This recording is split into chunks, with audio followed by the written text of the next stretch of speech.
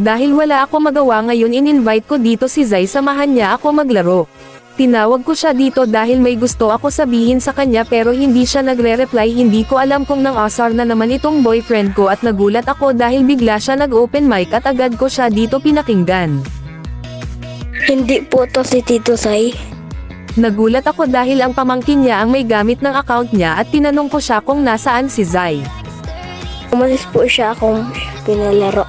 Umalis raw si Zai at niyaya ko na lang maglaro dito ang pamangkin ni Zai at agad naman pumayag. Opo.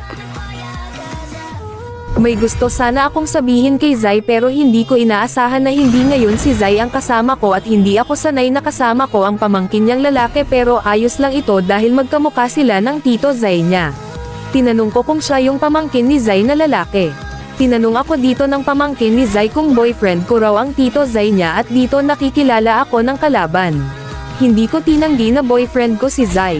Nagulat ako dahil tinatanong ng pamangkin ni Zai kung ano raw yung heart. Hindi ko alam kung anong heart yung sinasabi niya, siguro yung sa affinity. Sabi ko sa pamangkin ni Zai na matagal na kasi kami naglalaro ng Tito Zai niya.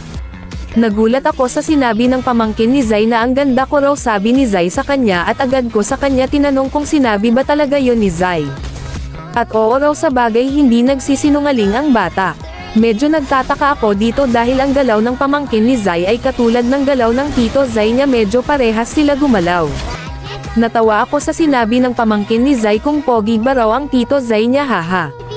At sabi ko sa pamangkin ni Zai na oo, sobra at sobrang makulit ang Tito Zai mo kung alam mo lang, haha. At dito makikita nyo na ang galaw ni Zai ay katulad ng galaw ngayon ng pamangkin niya, pero dahil pamangkin niya ni Zai hindi na ako magugulat sa parehas ng galaw nila. Tinanong ko dito ang pamangkin niya na parehas sila ng galaw ng Tito Zai niya. Tinuruan raw siya ng Tito Zai niya gumamit ng zilong. Sa bagay magaling naman talaga si Zai magzilong, kaya kahit ako magpapaturo kay Zai kahit hindi ko alam kung makakaya ko ba gamitin si zilong, haha. Ginawa ko dito ang lahat para hindi ako mapahiya sa pamangkin ni Zai, haha.